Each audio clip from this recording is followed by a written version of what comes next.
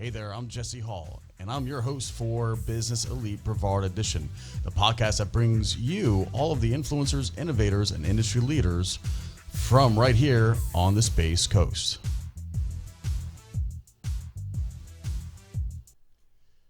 And welcome, everybody. So here we are once again.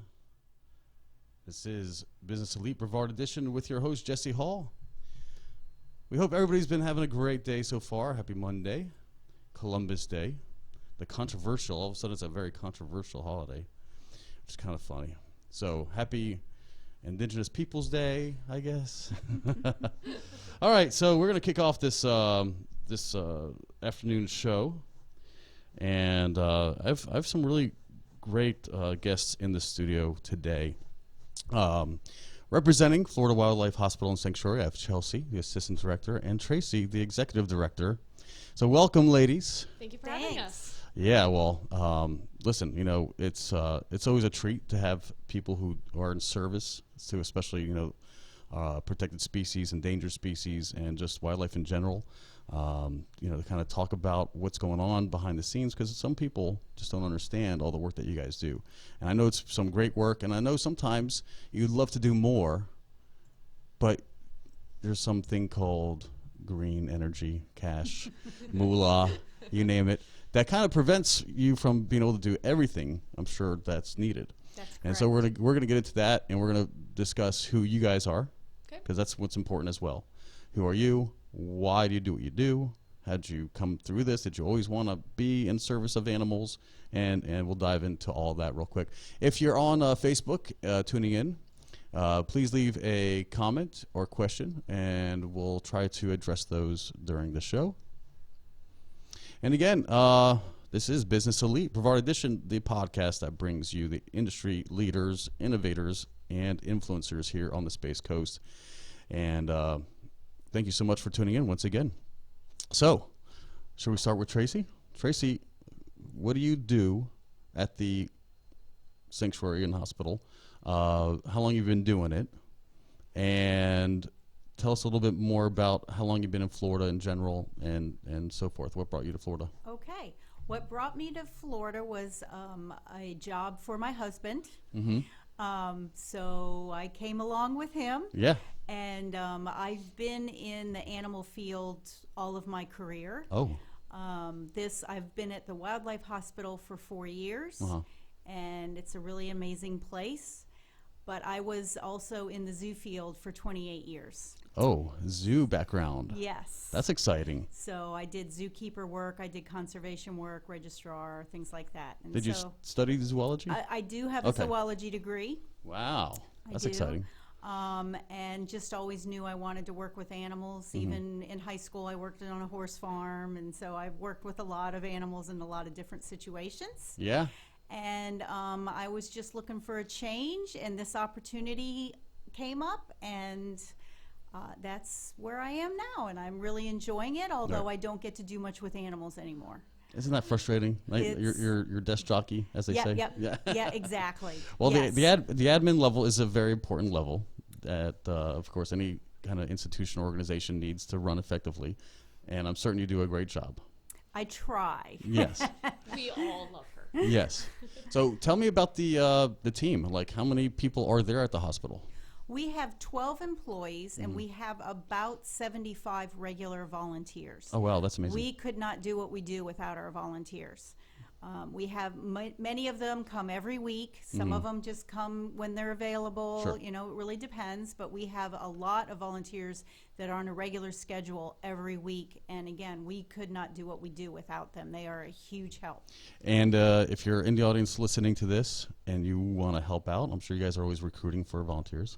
We are. Yeah. The application is not currently open. Chelsea Okay. could probably speak to that more. Sure. Yep. So our volunteer application, we have orientations every other month. Mm-hmm. The October one for this month is currently full. We've taken about Okay. 24 new applicants each time. So our application will go back online October 28th, and then our next orientations will be in December. So there you have it. So mark your calendar. Yeah. Because if you want to get orientated and learn how you could help the Sanctuary and Hospital, I'm sure they would love your service. So going back, Tracy, you've been doing work with the sanctuary and hospital for how long? 4 years. 4 years, okay. And you said you relocated with the husband. Where'd you come from? Portland, Oregon. Oh, that's the opposite side of the world. And before that, Island. That's a lot of crisscrossing the country. Yeah. Yeah. So this is the longest we've been in one place, and we're kind of settled here. For And, now, and how long has it been? 15 years. 15 years, forward to sanctuary. So, yeah, I mean, so it looks like from Rhode Island to Oregon to Florida, looks like San Diego or Las Vegas or somewhere in the other corner. Then you get all the quadrants. And Yeah, then there you go. You'll be well versed in the roads here in the U.S. So perfect. Tell us more about the wildlife sanctuary. How long has the hospital and sanctuary been in existence? We first opened in 1973. Okay. We were at a different location. We were partnered with the Humane Society. We broke off from them and closed for a couple of years. Okay. And then ended up at our current location, but in a different building. Gotcha. And then when they widened US 1, we lost some of our property, so we got a nice chunk of money, and we built the 4,000 square foot hospital that we have now. And we are on 5 acres, so a lot Wow. of the property has enclosures outside for pre-release animals. Do you service just in Brevard County? Because I know being Florida Wildlife Hospital Sanctuary, or is your domain or jurisdiction all of Florida? Our reach, it could be all of Florida. Right. Most of our patients come from people, residents and visitors, who find an animal, so that's going to be more local. Right. We're permitted to rehab and release any native wildlife that's naturally found in Florida. Gotcha. And the rehabbers in the state all work really well with each other. So one rehabber might specialize in something different, so even though it comes to us, we might transport it to them and vice versa. So even though we're really just located in Brevard County, our animals can come from other rehabbers, go to other rehabbers, and like I said, we all work really well together. Right. So it really is throughout the state. That's amazing. So as executive director, you manage more of the overall duties, you know, the day-to-days, the payrolls, Yes, hiring, because firing. we aren't open to the public. We don't Right. have any sort of admission fee, and we Right. never charge for someone to bring us an animal. You can imagine most of what I do is fundraising. Right. Because so that's a lot of what I do, Right. is working on keeping funds coming in and Yes. keeping the doors open. Is that a challenge? Do we Very need, much so. We so. need to like solicit out there, any of the viewers, listeners paying attention, please help. Absolutely. If they go to our website, there's a lot of different ways to help. You already mentioned volunteering is Yes. one. We have a wish list on our website. We also have an Amazon wish list where you go Those are smart. directly to Amazon. You just order it. It gets shipped to us. It's wonderful. We have memberships. So if you become a member, you get a quarterly newsletter, and Okay. you get a discount to our Walk on the Wild Side, which is a behind-the-scenes event that we do quarterly. Oh, very cool. And we also do a monthly electronic newsletter that's a little bit shorter than our regular newsletter. We also accept donations. We have adoptions where you can just, in name only, Right. you can adopt one of our ambassador animals. We have Cool. some non-releasable animals that we take to programs, events, festivals, and you can kind of help with their care. Gotcha. And I have like a lot of questions because, you know, wildlife, that may seem like the bears or the raccoons, but do you service like pets? I mean, if somebody no. Okay. So and then a follow up. So what do you see mostly come through? Is it more reptiles? Is it sea life? Do you do sea life, or do you pass that on to SeaWorld? We do not do sea life. We Okay. do sea birds. Seabirds, okay. We do not do marine mammals, and we don't do sea turtles. Okay. There's different permitting and requirements for that. Right. But we do pretty much anything else that is naturally found. Now, if it's a pigeon, pigeons aren't naturally found here, Sure. even though they were nesting here and all Right. of. So there's some species we are not allowed to rehab and release. Oh. So that but- means like, I mean, I think the bald eagle, you know, Is native. is a native. migratory, Yes. Yeah. but they still Yes. migrate, but they're native. Yes. Okay. Yes. And that goes with other migratory bird species? All the migratory birds that naturally migrate through here, we are allowed to rehab and release. Gotcha. But they're like peacocks. There's Right. a lot of neighborhoods that have peacocks Oh, yeah. living in their neighborhoods. We are not allowed to rehab and release peacocks. Gotcha. But if a citizen finds one of those animals in need, they Right. are allowed to take them to a vet. Okay. A vet is not allowed to do rehab work on native species unless they have a rehab permit. Wow. So they are allowed to do those non-natives, though. So Fantastic. yeah, it's a little confusing, and we are happy for anyone to call us to ask. Right. We certainly are happy to answer those questions and let them know what their options are. What about reptiles in general? We do reptiles. Okay. We do not do venomous snakes. Right. But we do reptiles. We get a lot of gopher tortoises, a lot of hit by vehicle. Oh, yeah. It's so devastating. I hate that. Yeah. It's like, move over, you know? We get snakes. Yeah. We have gotten some snakes. Sometimes they're caught in those darn glue traps that people buy. Yeah, yeah. We had one this year who accidentally swallowed a ping pong ball because he thought it was an egg to eat. Oh, no. So he had some work done, and he made a full recovery, though. Aw. So yes, we will do reptiles. Now, another, and I'll, I want Chelsea to have some Absolutely. questions asked. So tell us, how many animals are you servicing every year? So on average, we treat about 5,000 patients per year. Last year, we were a little bit under that, which was really nice. Yeah. We don't want to have high numbers. However, sometimes it happens. This year, we are on track to probably have one of the busiest years we've ever had. We're already at about 4,800 patients for the year. Wow.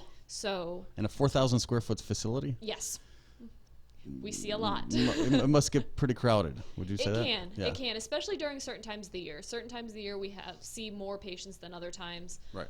During the summer, we see a lot of baby birds that come in. This time of year, we're doing baby squirrels.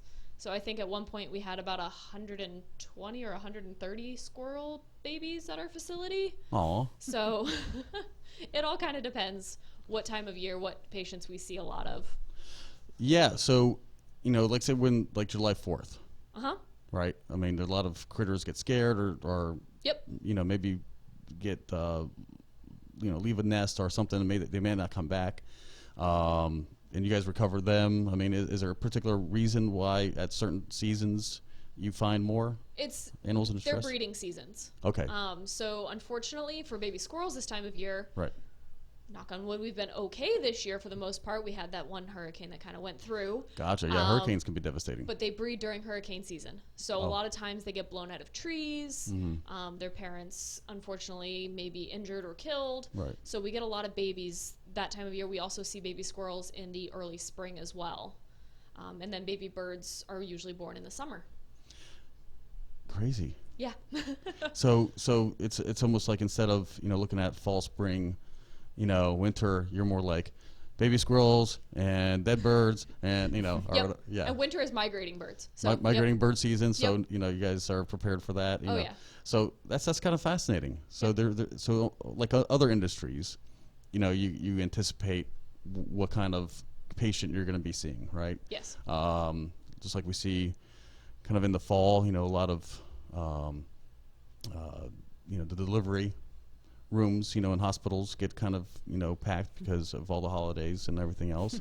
and so you see a lot of, and so even in other wards, like maternity wards and stuff like that, or even ERs, they know, hey, it's 4th of July, someone's going to, have an accident, better be on high alert. So, I guess like with other industries, you anticipate Yes. who's going to be in need. Yep. And then you guys could, deliver that and You can, accommodate. but you also never know what's going to come through the door. Right. Yeah. So we're going to get into that as well. So thank you all for tuning in. Again, we're on Facebook. Every time we broadcast, we do a little live behind the scenes. It allows you to ask questions because I'm sure other people, especially animal lovers, would love to ask some questions. So feel free to put it in the comment section, and we'll review those and address those later on in the show. So Tracy and Chelsea, thank you so much for, of course, being here. I see a lot of material before you, so I'm sure there's a lot of things that we need to dive into. But trying to be the listener advocate, I'm trying to ask like the most probably common questions, that people may have on their mind because not everybody's familiar with this. So tell me again, how many veterans, or not veterans, but veterinarians are on staff to treat? That's an excellent question. We do not have a veterinarian on staff. Okay. We have rehabilitators. We have a certified vet tech. Okay, vet tech. And we have a partnership with Brevard Zoo. Yes. We have an veterinary intern, who is Oh. a full-fledged veterinarian that we share. They come to the hospital once a week Wow. to do rounds. Basically, staff keeps notes on which patients are getting a little tricky and we Right. might need some consultation. I see. And they help us that way, but most of it is done by the rehabilitator, the staff, and the vet tech. And as a vet tech or rehabilitator, these are people that are trained to, like, say, fix a wing of a bird or something? Yes. Correct. Oh, I Yes. see. Okay, so you don't have to be a full-fledged veterinarian to be able to help. Correct. Okay. But you do have to be a permitted rehabilitator. A lot of people try to help wildlife themselves, Right. which is a very nice thing to do, but it's Right. really not legal. Sure. And it's not because we don't trust them, but they just don't have the training. Right. And it really can lead to a lot of problems. We get a lot of problem animals in that somebody meant well, tried to help them, but they found that information on the internet. Oh, yeah. And we all know The source how of all accurate the information is on Absolutely. the internet. So it really is best to get the animals to us as soon as possible. Brilliant. Gosh, I mean, I'm just loaded with questions. So, migratory birds, some reptiles. So let's just get into the meat and potatoes. Because I know you have some stories. Have you guys ever seen like a bear or a Florida panther or an endangered We species? have not. If somebody does find a bear in need, usually it would just be a young bear, because nobody really has I don't think there's any rehabbers that have a facility for an adult injured bear. Right. There are certain rehabbers that have already been contacted by FWC, Florida Fish and Wildlife Conservation, to be prepared if they get a bear. We're not one of those, so we probably would never get a call for a bear. Or Florida panther, probably not either. There Wow. are some other facilities that specialize in Florida panther, Sure. so it would go there. But pretty much, we get bobcats, we get otters, we get raccoons, possums, skunks. Yeah. Florida has skunks. Yeah. So we get a good variety of mammals as well. Gotcha. How about like armadillos? Yep. And even those. They're one of the favorites at the hospital for sure. Are they really? Yes. Everybody. Are they thinks cute? They're adorable. They're adorable. Yeah. What about possums? Oh yes. Lots We of see possums? lots of possums. A lot of times, one of the things that we recommend is, even if you're just driving down the road and you see a possum that looks deceased on the side of the road, stop and check, see if it has any babies in its pouch. Oh. The babies can be pulled off of the deceased mother and brought to us, and we can rehabilitate them and get them back out into the Fascinating. wild. Oh, that's a blessing. Yeah. So a lot of times Wow. we'll see, 8 baby possums come in at one time because they Aw. were found on the side of the road. So yeah, we see a lot of baby possums. Oh, all orphaned. At what point do you release them, though? How long do you guys rehab them? I mean, until a bird can fly again, then you release. Until a baby possum gets to how big would you say before they It's release? species specific, and it's Right. also depending on how early they came in their development. I see. They have to be independent. They Right. have to be eating on their own. If it's something that catches a lot of live food, we need to make sure they can catch their food Right. before we release them. So it really depends on the species. Mm-hmm. On average, the squirrels are usually about 2 months. Okay. Once they're completely independent and they're still gaining weight, then we have to move them outdoors so that they can strengthen their muscles. And a lot of them don't even know what a thunderstorm is because they've been indoors since they were little doobies. Oh, that's so fascinating. They have to get used to the weather and the predator sounds and all of that kind of thing before you release them. Wow. Yeah. I mean, because if they were brought in as in a secured place, with cages and free food, it's kind of tough to say no, go be wild again. Yeah, right. When they never knew that life. Yep. And one of the things that we stress really highly at the hospital with all of our staff and our rehabilitators is we try to be as hands-off with the animals as we can. Obviously, we want to provide them with the best care possible, but we want the animals to still see us as a threat, as not their best friends. Sure. So we want to get them back out. So do you feed the baby birds with a mama board puppet? I've seen that happen. We do have puppets. Yeah? Yep. Puppets to help I think actually on our Amazon wish list right now, we actually have a raccoon mask Oh, somebody buy that. Somebody listening buy that for them. to help us feed baby raccoons so they don't habituate to seeing people. Yeah. Yep. Yeah, because they're supposed to be scared. They're supposed to only come out at night. There's Yep. reasons. That there's a lot of nocturnal. Kind of instincts. I'm sure that may come out to play. So, speaking of that, after hours, does the place just go crazy with all the nocturnal breeds or species?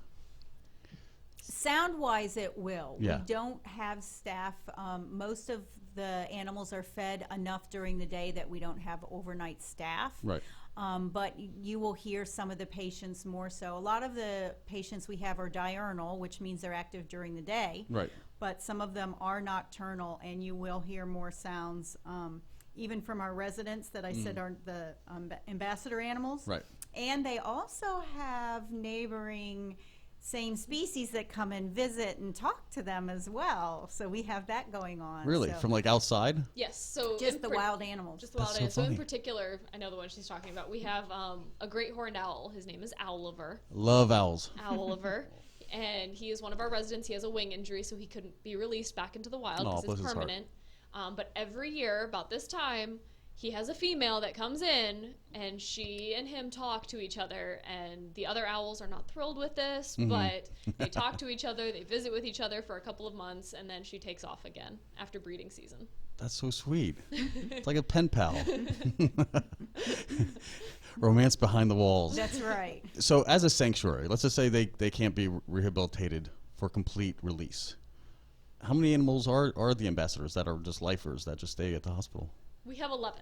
11. Yep, we have 11 permanent residents that all came to us at a decent age that we were able to evaluate them, say, okay, they're not eligible for release, but we can give them a good life. Right. And those guys were, a lot of times with adults, it's a lot harder to get them more comfortable around people, so we Right. tried not to allow that. But the younger ones that we have some that have been with us for 15 years now. Gonzo is who I'm thinking of. We have a little screech owl named Gonzo, who is one of our ambassadors, but Right. he actually is retired from going on programs because he's older, so we don't want to stress him out. Sure. But he has a very, very important role at the hospital in that he helps foster baby screech owls that come in. So whenever What we a get blessing. so when we get the babies in, the little tiny cotton balls is what they Right. look like when they first get there. Once they're at a substantial size, we actually can put them in with Gonzo, and he will feed them, clean them, take care of them, teach them how to be a screech owl, and then they get ready to go outside into their pre-release enclosure. So this year, I think he raised about 55 or 60 baby screech owls for us. That many? Yep. I want a screech owl. No, you don't. No. No, you don't. They may be cute, but Yes. No, I like the little snow owls. Those things are really cool looking. So fascinating. So tell us some of the other big accomplishments that you guys have been, if there's like an award, or have you guys been recognized for anything in your industry? yes. Last year we won a Space Coast Daily Humanitarian Award. Yep. That's nice. Yeah. Thank you, Space Coast Daily, for recognizing Yeah. them. That's awesome. And what else? I'm trying to think The of. county commissioners recently did a recognition for us as well Gotcha. to honor what we've been doing, and that was really nice as well. We got to go to a county commission meeting, and Yeah. Oliver went too. Oliver did go. Owliver. Oliver did go. That's awesome. So all the ambassadors have names. They do. Yes. They're Okay. the only ones that we do name. We don't name the patients Right. generally. Occasionally, ones that are with us for about a year or so might get a nickname while they're there. Sure. But no, all of our ambassadors do have names. So no adoptions. No only adoptions. virtual by Yes. name. Yes. Okay. So don't go to the hospital trying to No. solicit for a new screech owl or anything else that they may have. No. But certainly, you guys offer tours, or is this just the behind the scenes for the members are the only ones that really get into the facility? The behind the scenes is also offered to non-members, Okay. but there's a higher fee. Gotcha. We do it quarterly. It's a 3-hour program because there's Wow. really detailed presentations in all the different rooms. You get to see our x-ray machine and our treatment room. You get to go out on grounds and see the grounds. Right. All the kinds of things that you wouldn't normally get to see when you bring in a patient. And the reason we can't do tours every day is because, as Chelsea already mentioned, the patients need to stay wild. Right. And the more exposed they get to people, the more desensitized they get, Sure. and so you're not allowed to do tours around the patients. But Gotcha. these quarterly behind-the-scenes programs, we serve food, and it's a really nice, detailed program. And there's a maximum of 20 people. Right. And then we divide you into 4 groups after that. So it's a very Wow. nice, intimate It is, yeah. program. You'll get to meet our ambassadors up close and personal. That's so cool. And the next one is December 7th. December 7th, there you go. You could go to our website or give us a call for more information. And we'd So be orientation and tours happening in December, yes. doing both. Yep. So now, of course, fundraising is a big part of what you need to do. Let's talk about the membership program. About how much revenue, of your revenue model, what percentages of memberships would you say? That's a good question. I don't have that off the top of my head, Okay. but I'll get back to you on I mean, that. like more than half? Yes. I Really? would So, say so members are Yeah. the lifeblood. Yes. Yes. Wow. Yes. So how much a year? Let's ask. Well, I don't know off the top of my head Okay. the members amount, but our budget is about $350,000. Okay. And so let's just say, for instance, you have 300 families at $100 a piece. That's pretty substantial, right? Yes. Yes. That would almost cover. That would pretty much cover most of our budget, which Right. would be wonderful. So there you have it. We only need 300. But if we had 300,000 memberships, or Awesome. so $1,000, or $300 $1,000 memberships, that would be pretty much. That would be awesome. Yeah, Yeah. you'd be Yes. self-sustained by members. Yes. Gotcha. Yes, that would be great. We Yeah. have made a couple of really nice capital improvements that were both done by bequests, where one of our longtime members passed away and Oh. left us some money. The X-ray machine was one of those. Wow. We just got a really nice metal roof. That's actually a 50-year roof. Yeah. Direct Metal Roofing put it on and gave us a good discount, and that hopefully that'll Well, cover us for a long time. yeah. Excuse the pun. No, I mean, yeah, I love the pun. I kind of think of myself as a pun aficionado. So here we are with a new roof, which is always great. My wife is in the roofing industry, and she, and of course the benefits, reducing energy costs, because it reflects light instead of absorbing like a shingle product, and like you said, I mean, if all goes well, listen, they use this tin roofs, metal roofs in all of the islands. You go down to the Keys or Bahamas or anywhere else, because it is an efficient product. It has just good integrity as far as being susceptible to wind damage and wind velocity. Metal's usually rated a little bit higher. So anyway, I'm gonna get off that tangent, but good choice, A. And B, would you say that, I guess for us to, for the listener maybe, for them to understand what that would mean, putting some money in a will or something towards you, because some people don't understand that that's a possibility. You give to your favorite church, charity or church or whatever may have you. And can you guide them along, like how to position that? We can. A lot of these come in as a total surprise. Right. We had no idea. But we certainly are happy to help if people have questions. We also remind people, especially this time of year, that if you have a required distribution of your IRA, if you make it directly to the charity, like us or someone else, then you don't have to pay the taxes on that. So that's another good way that you can just sign it over to a charity. Yeah. And then you don't have to cover those taxes. Yeah. Well, for tax liability purposes, huge. Yes. So talk to your accountant, because maybe for those high earners, you need to hide $20,000, to keep from getting into another bracket, right? I mean, so think of Florida Wildlife Hospital and Sanctuary for all of your tax liability needs. Already a half an hour has gone by. Thank you guys all for tuning in, those that are watching at home or on Facebook. And, of course, all those that are listening to the replay. podcast that we will be putting on later. If you do have any questions after the fact, then feel free to contact one of these lovely ladies. How would they contact you? Do you have an email? I do have an email. It's Tracy, Tracy, at Florida Wildlife Hospital, all spelled out, .org. Perfect. We also have a comment section on our website as well. If somebody just goes to want to contact us, you can type a note to us there, and we can actually respond right from there as well. So I'm going to turn towards the monitor over here, and we're going to look at the website. If someone, let's say someone new that you meet out and about, doing what you guys are doing with, getting in front of other business owners, networking and so forth, and you have like one criteria or one mission, and that's for them to go to where and do what on the website? Go to support FWH. Yep. And that's to the left of the logo. oh, there I see you it go. at the very header. Support WFH. And there's all the different ways. Oh, there you go. That's a great page. Amazon Smile. See.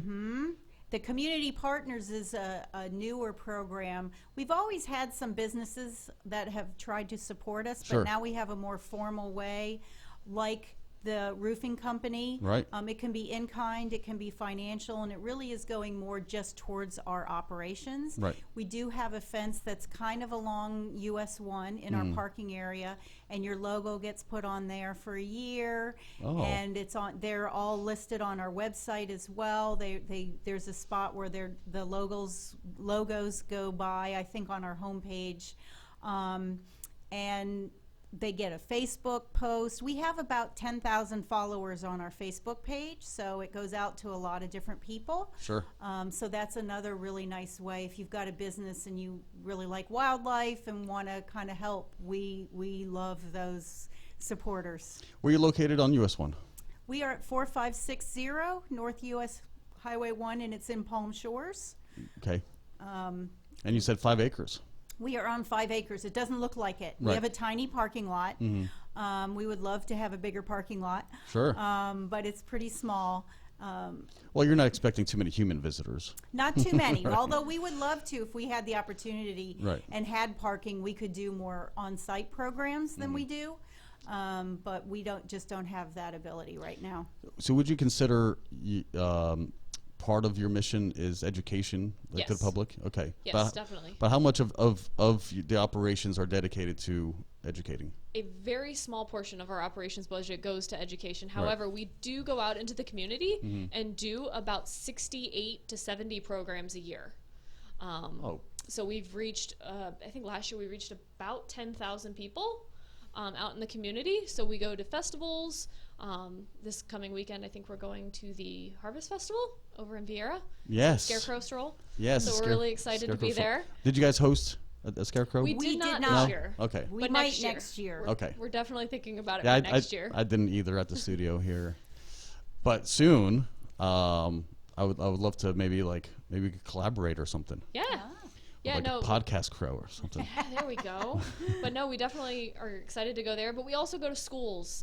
We reach out and go to a lot of different classrooms. We go to scout programs. We go to business meetings. So we've recently spoken at a nursing home association meeting. We also spoke at women's leagues, Rotary clubs, things like that. Cool. So anybody who's interested, we have more information on our website as well, or they can email me at Chelsea, CHELSEA, at floridawildlifehospital.org, and I'm more than happy to explain all that we have to offer. We can bring the ambassador animals with us. Well, yeah, that's a So treat. yeah, Yeah. everybody loves seeing those guys. Yeah, of course. No, that's a draw. Oh yes. You bring a screeching owl or whatever, to a business meeting. People perk up real quick, like, what is that thing? Because it's just out of the ordinary. Yes. And of course everybody loves an adorable, animal. So as long as you're not, bringing in, the snakes or some people. We have a snake that comes too, and she's awesome. No, I love snakes. But most people we have gotten requested Yeah. not to bring Copper, but that's when we really want to bring her. What species is she? She's a red rat snake. Oh. Yeah, she's about 5.5 feet, 6 feet long. She's Yeah. not real big. She Sure. curls up very nice and small, but we get a lot of people who are very scared of snakes, but copper is a wonderful way to explain that snakes are not that scary, and they're a very good necessity to have around. Are those constrictor, or what type of snake is that? They do constrict, yes. Okay. Fascinating. What about, and again, just things keep appearing in my head, because again, this is non-scripted. Sure. You know, I want to let everybody understand that. I do have notes, you know, so I do run by the who, what, when, where, how, you know, in my format. But then, you know, we're kind of off the cuff. Do you, or have you ever seen somebody like abandon, like say they wanted a pet goat or chickens, because I know that's becoming popular, more like farm staple. Have you seen any of those come in? We actually had a injured chicken come in last week. Okay. But we explained that they were a non-native species. Right. They are domestic, and the lady who brought it in was very, very kind and said, okay, I will take it home. I will take it to my vet. Right. I think I know who owns it, because she just thought it was a wild bird. Oh, okay. She just found a chicken chick, and she did not know that it was not native. Right. But everybody came running once we heard what it was. Right. Heard this peeping noise, and they're like, that doesn't sound like a native bird. And sure enough, it was a little chicken chick. Aww. So we do see it occasionally, and a lot of times, you know, everybody who brings them in are very willing to just take them back and take them to their own vet. And I guess that would make sense, you know, because certainly, you know, if you do have a backyard farm, you know, or raising chickens for eggs or what may have you, certainly goats are becoming more and more popular, especially here in Brevard County. You know, you're seeing a lot of municipalities welcome chickens to a certain, you know, number, and I think it's fascinating. You know, if you go to Key West, you know, you have wild roosters everywhere, just like hanging out. It's like really cool. You know, Hemingway House, you got wild cats everywhere. But when it comes to domestic, you pretty much just turn that away. Yes. Dogs, cats. Definitely. Yeah. We have to. Chickens, goats. Yep. What about let's say somebody does find an injured like deer or, you know, equivalent. What would you recommend that they do? Call you first, or just pick up the animal and bring it to you? If it's an adult deer, I do not recommend picking it up. Right. They're very dangerous, and actually those probably should be dispatched to FWC, Florida Fish and Wildlife. Right. Because those can be really dangerous, and you don't want to Sure. put one in your car. If it's a baby, Like a fawn. yep. Yeah. If it's a fawn, we first recommend it or ask, is Right. it injured? Right. Because the moms leave their babies. That's Oh. what they do. When the babies are really young, they can't keep up with mom anyway, so she leaves them and goes off and forages and then comes back and nurses them. So if you see one that's just curled up in the grass and doesn't seem hurt, Right.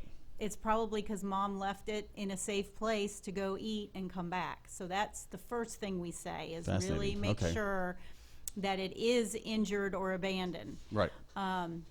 If it is, then yes, you can bring it in, and we will certainly do what we can for it. That's awesome. Glad to know that, because, you know, unfortunately, you know, roadkill is a thing, but certainly you don't want people just bringing in like all the roadkill, you know, or you know, some desperately needed care, you know, animals who may or may not make it. Yes. 'Cause I'm sure you guys aren't really into, you know, rehab. I'm sure is different than emergency Right. services. Right. Well, the other thing is, you know, if you happen to see a gopher tortoise who's been hit by a vehicle and you clearly can see that unfortunately this animal is probably not going to make it, we can humanely euthanize the animal at that point, so that Okay. we don't want any animal to suffer. Yeah. So if you do find an animal in an emergency, you can bring it to us, and we can help in the best way that we can. Perfect. Tell us more about your involvement with Brevard Zoo. How's that partnership? How'd that come about? And do you guys play into what they do, or do they play into what you are doing more? Well, it is a good partnership because we do two different things, but similar. So the zoo does occasionally get calls about rehab animals, and they do not do rehab. Oh, no. And they like to know someone who does. Yeah.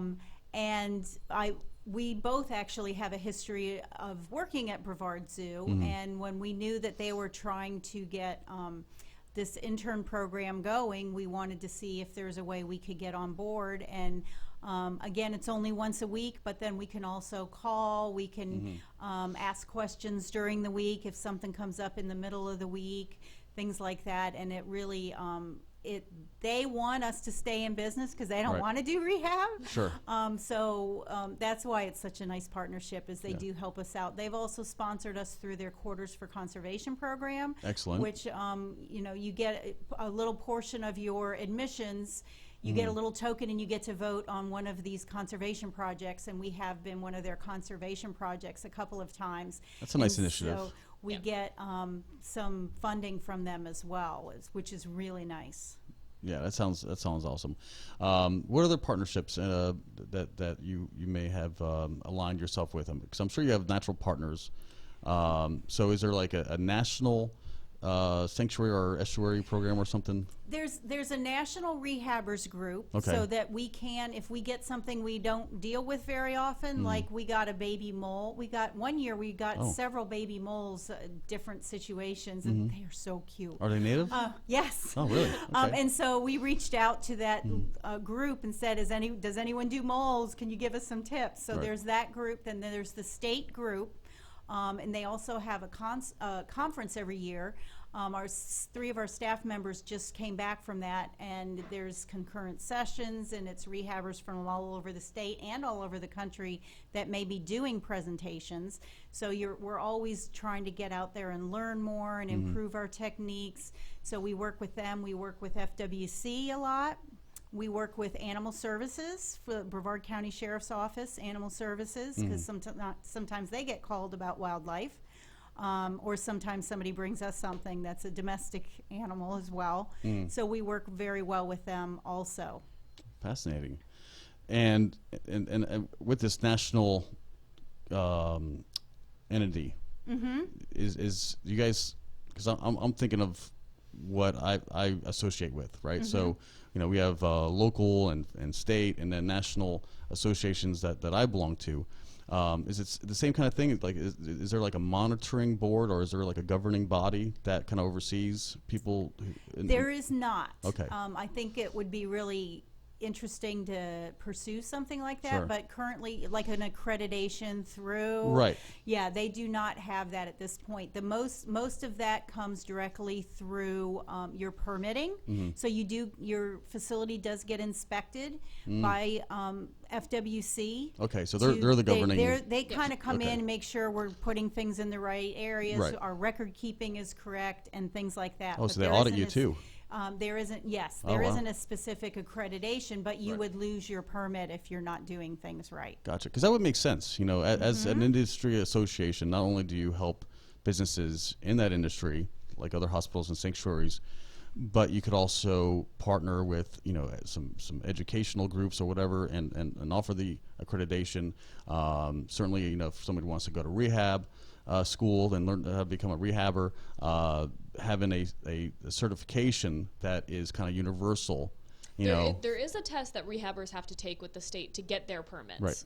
So we do have a licensed rehabilitator on staff. She had to take a standardized test that all rehabbers in the state have to take, and she has to pass that in order to be able to perform the rehabilitation services that we offer. Gotcha. What kind of education does it take to get that certification, that rehab? A lot of it is just experience. You have to have a certain number of hours of experience with these different species. So a lot of it really is just the experience. Just time. Yeah. And training under other licensed rehabilitators. So you apprentice. So yes. Yes. So that's how pilots are. You can't fly solo until you have so many hours in a plane. You can't get a captain's license without having enough hours on a boat or at sea. So I'm familiar kind of with that, analogy, because, to be a rehabber, it seems like you do need some hands-on without, getting Right. formal training like a veterinarian or someone, at that capacity. So that would make sense. So what would you suggest to a future rehabber? Do you guys offer apprenticeship programs? We offer internships. Internships, okay. We offer internships for college students or recent graduates. We have two different types of internships. We have an animal care internship. We offer it 4 times a year, where you come in, you get to see the whole side of the rehabilitation process. Right. You get trained the same way we would train our volunteers and our staff members. Then we also have a nonprofit management internship. So if you're interested in the nonprofit realm or interested on how to run a animal hospital, we can help with that as well. So we offer 2 types of internships. Very cool. But I would recommend just get out there and volunteer. Volunteering, that's how our rehabber started, is she started off as a volunteer at the hospital. I won't say how many years ago because she would probably hurt me. But several years ago, she started off as an intern and a volunteer, and then became staff, and now she holds our rehabilitation permit. Very cool. So there's a future out there for the right volunteer. Yes, Absolutely. See, I like that. Can you go back to our website? Yes, of course. Because you asked about where we want. There's one other really important place for people to go. Okay. It is Found an Animal right at the top. Top middle. Right there. Yep. And there's a lot of different quick reference things. What if I find a baby mammal? What if I find a baby bird? If you click on those buttons, it will give you a good decision tree of if this, then this. And and those blue buttons at the top too, if you click on one of those. Yep. So that's a really good place. We tried to stick it way up there on the top where people would be able to find it, but that's really helpful, especially if it's after hours and you don't know, what do I do? Well, here's some ways that hopefully can help direct you. Very cool. Well, I do like this. I like the little flow chart going on over here. That's so smart. Let me see if I can scroll down. Sometimes these things, there we go. Let me see if I can scroll down here and grab it. No, I don't think it's going to play well. No, it's not playing well. You can try it at home. Yeah, certainly. I mean, this is a very attractive website. Thank you. Yeah, so whoever's it's new. behind it is oh well. This is worth celebrating. I really like this. So then, as we're winding down, we're already at the 14 minutes left mark. Can you believe it? What are some things, as far as like events and other things that are coming up, that you want to plug and share before we have to say goodbye? Sure. One of our favorite events is coming up. It's always the Saturday before Thanksgiving. It's at Wickham Park. Okay. It's in the pavilion. It's called Hoot in the Park. I've heard of it. Yes. Yay! I'm not sure if I've been there though. Yay! Well, this year you're coming. I'm coming this year. Yes. It's dog friendly. Okay.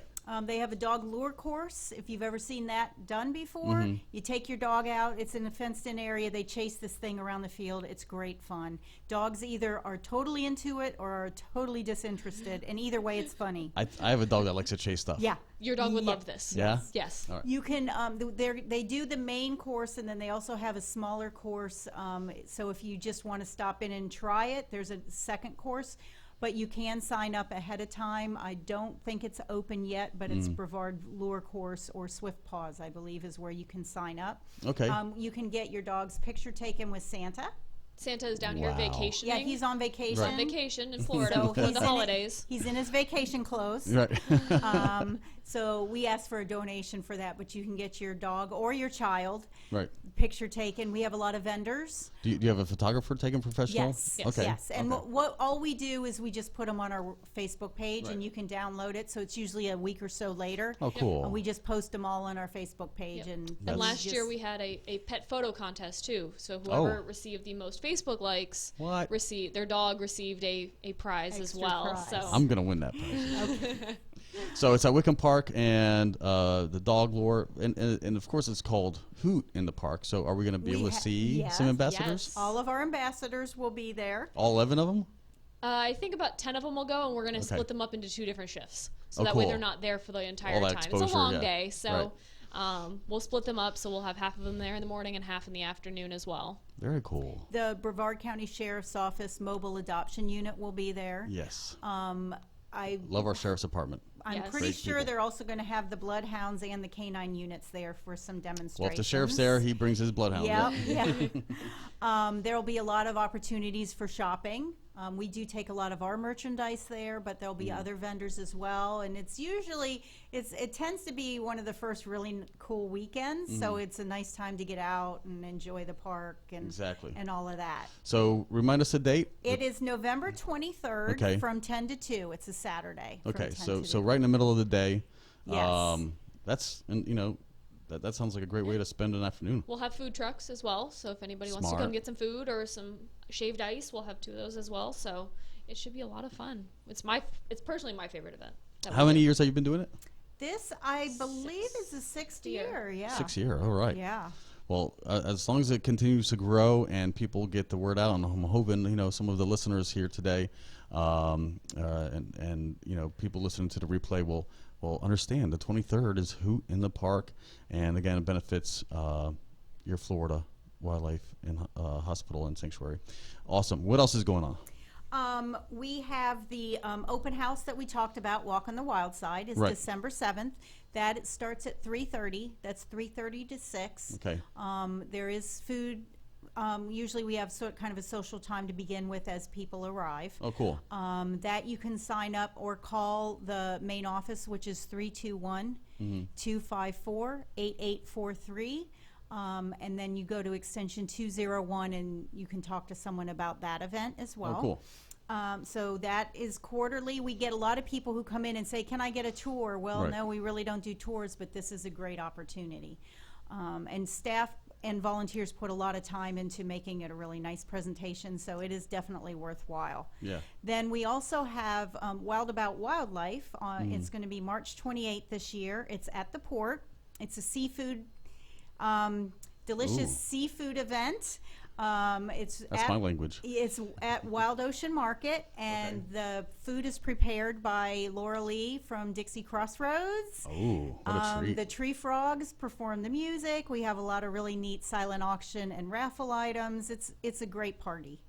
So that's like it. March 28th. Those tickets aren't on sale yet, but will be Right. soon. If you keep an eye on our website, you'll see it posted soon. Keep coming back or just become a member so you get the newsletters. I'm sure it's Yes. going to be in your Yes. newsletters, It will right? be in the newsletters, Right. and we are also excited to announce that for our second year now, we did one last year, we're going to do a 5K again as well, coming up in Fun. May next year. So Well, we'll have to talk about that because that's one of my specialties. Oh, good. I announce for a lot of races. Oh, great. Oh yeah. Yeah, and listen, I love yelling at some runners at 6 a.m. or zero Yep. dark 30 as Yep. we call it. Yeah. Yep. And listen, it's always a pleasure to be a part of those. It's such a thrill, to see everybody kind of line up and the anticipation, and they take off, and then of course when they come back, we always kind of root them on and congratulate them.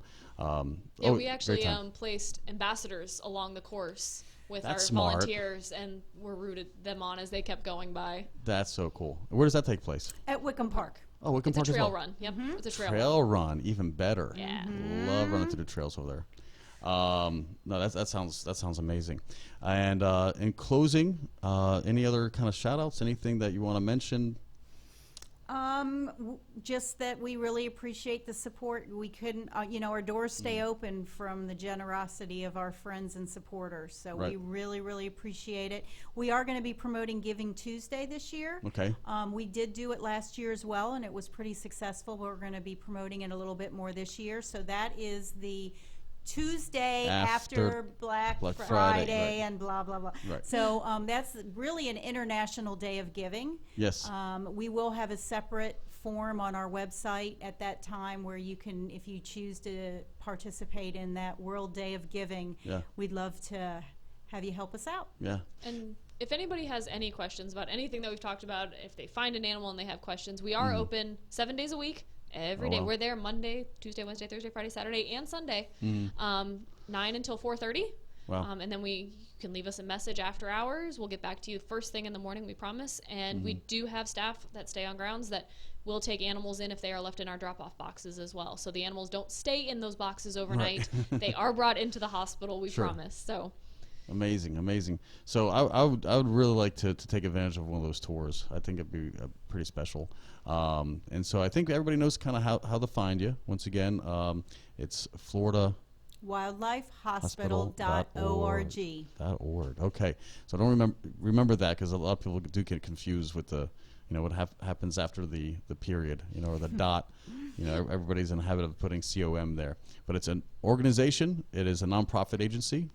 And thank you guys so much for being here in the studio, and of course, thank you for all of the work that the hospital and sanctuary provides. And I think it's nice because otherwise, we'd be a county full of hobbling and wobbling, non-flying birds that should be flying. So what you guys are doing is terrific, and again, keep up the good work. And if there's anything that, of course, we can do on our end. please let us know. And certainly, hopefully everybody will kind of get over there to Hoot in the Park, because I think that's coming up. That's the very next item. And then after that, of course, the orientation for volunteers and the open house coming up in December as well. And then, of course, spring, even more. So, we may have to have you back to That'd talk be about, great. Do some follow-up after all these cool things happen. Bring an ambassador with us. Bring an ambassador. Oh, my goodness. Yes, definitely. That may be a podcast first. I'm not sure how many other podcasts have had wild rehabilitated animals on. So how fun. We'll just become, what's the Jack LaLanne? Isn't he the one of the... Jack Hanna? Jack Hanna. Yep. Yeah. I was thinking about the juicer, I think. So Jack Hanna. Yeah. We'll just pretend like this is the Tonight Show or something, and bring him in. I think that'd be great.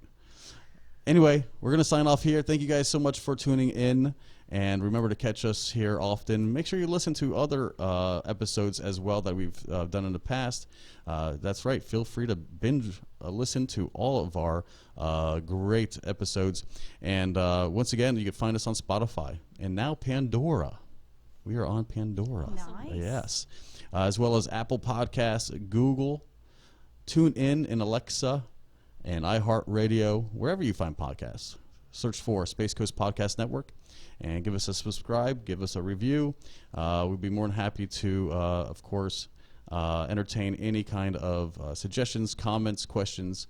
You can reach me at spacecoastpodcast@hotmail.com. And once again, thank you, ladies. Awesome you. time.